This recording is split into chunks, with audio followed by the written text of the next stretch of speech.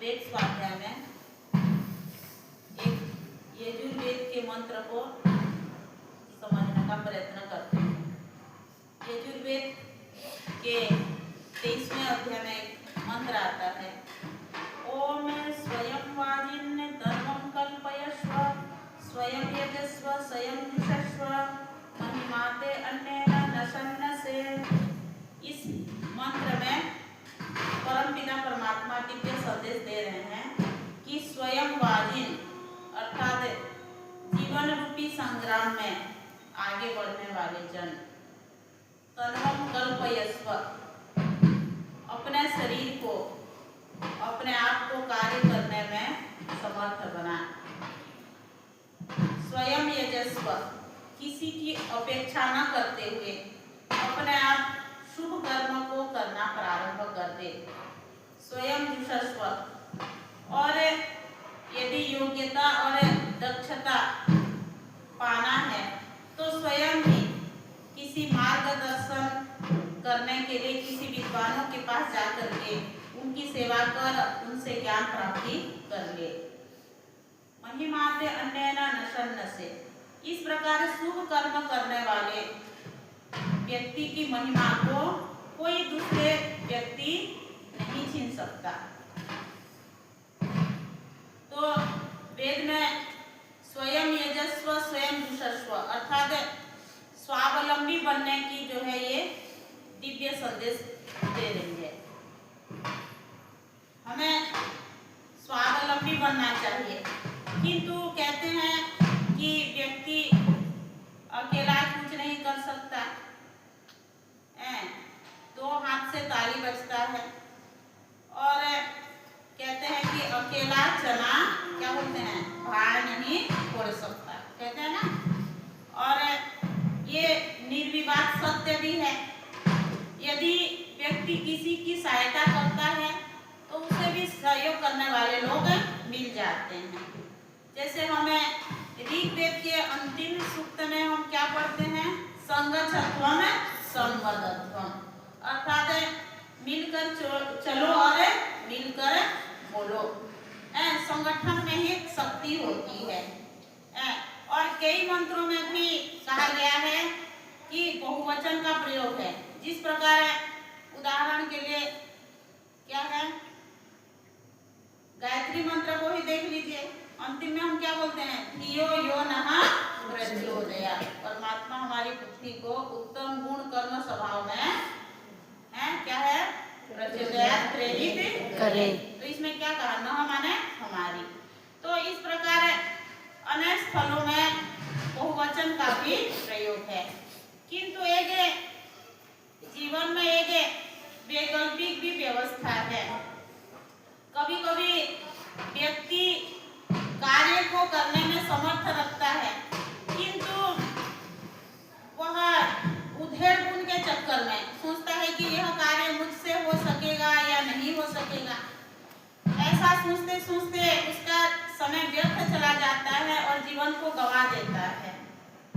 तो इसीलिए वेद एक दिव्य संदेश दे रहा है कि स्वयं यजस्व स्वयं जुषस्व अर्थात तुझे कुछ कार्य करना है, अपने जीवन में प्रगति करना है तो खुद चल करके तू विद्वानों के पास चला जा और उनसे जो है शिक्षा और ज्ञान प्राप्त करके आगे बढ़ जाए।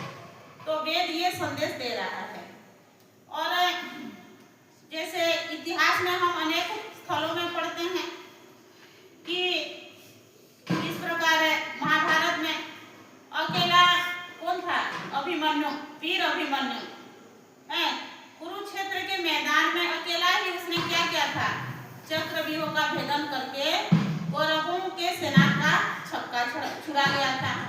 और हमें देखने को मिलता है आसमान में अनगिनत तारे होते हैं, किंतु जब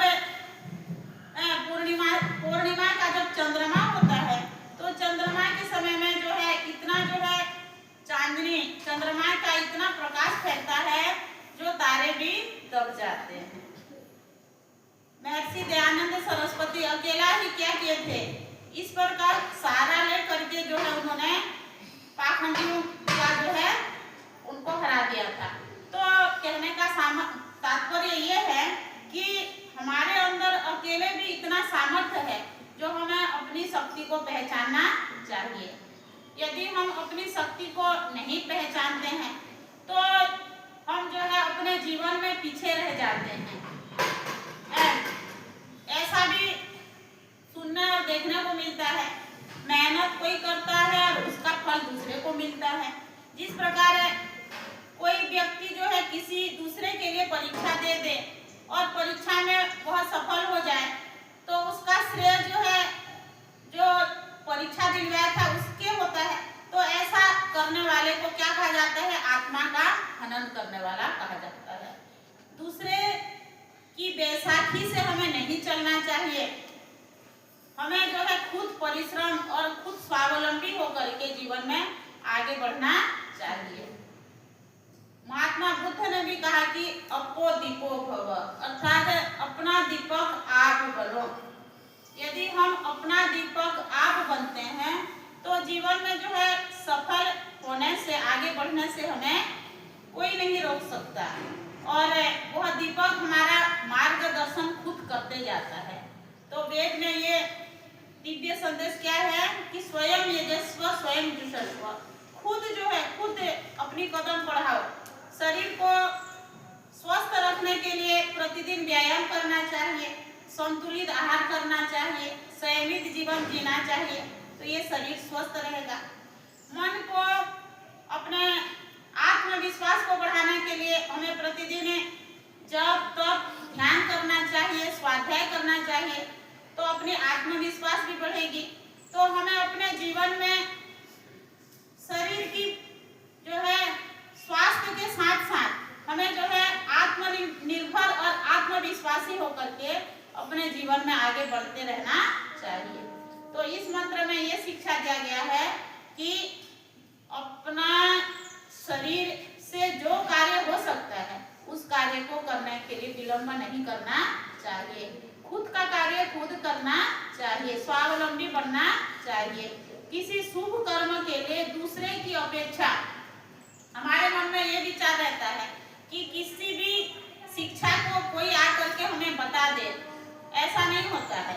हमें यदि सीखना है तो हमें खुद जो है विद्वानों के शरण में जाना पड़ेगा।